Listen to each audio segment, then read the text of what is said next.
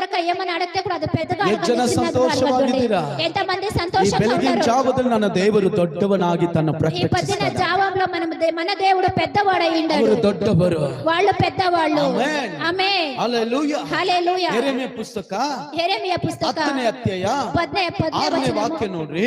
6ನೇ వచనం చూడండి. ಯೆರೆಮೀಯ ಹೇಳ್ತಾ ಇದ್ದಾನೆ, యెరెమీయ చెప్తా ఉన్నాడు, ನಿನಗೆ ಸಮಾನವಾದವರು ಯಾರಿಲ್ಲ ಸ್ವಾಮಿ, మీకు సమానమైనవారు ఎవరు లేదు ನೀನು స్వామి, ಅಷ್ಟು మీరు ದೊಡ್ಡವನಾಗಿದ್ದೀಯಾ, అంత పెద్దవాళ్ళు, ಅಷ್ಟು ಭಯಂಕರವಾದನಾಗಿದ್ದೀಯಾ, మీరు అంత భయంకరమైన వాళ్ళు, ಕಾರ್ಯಗಳನ್ನು ಮಾಡ್ತೀಯಾ, మీరు మహాత్మ కార్యాలు చేస్తారు, ಸಾಮರ್ಥ್ಯ ಭಯಂಕರವಾದುದು, మీ సామర్థ్యము భయంకరమైనది, ಜನರಿಗೆ ಮಹತ್ ಕಾರ್ಯಗಳು ಮಾಡ್ತೀರಾ, మీరు జనాలకి మహత్ కార్యాలు ಎಷ್ಟು చేస్తారు. ಜನ ಹೇಳ್ತೀರಾ ನನ್ನ ದೇವರು ದೊಡ್ಡವರಂತ? ఎంతమంది చెప్తారు మన దేవుడు పెద్దవాడు అని? ಎಷ್ಟೋ ಜನ ರಕ್ಷಣೆ ಹೊಂದಿದವರು ಕೂಡ, ఈ రోజు ರಕ್ಷಣೆ ಹೊಂದಿದ್ದು ಕೂಡ, ದೇವರನ್ನ ಕಂಡವರು ಕೂಡ, ದೇವರನ್ನ ಅರ್ಥವರು ಕೂಡ ಇವತ್ತು ಸಣ್ಣ ಪ್ರಾಬ್ಲಮ್ ಅನ್ನ ದೇವರನ್ನ ಬಿಟ್ಟು ಹೋಗುವಂತ ಸಾಧ್ಯತೆ ಇದೆ. ఏమన్నా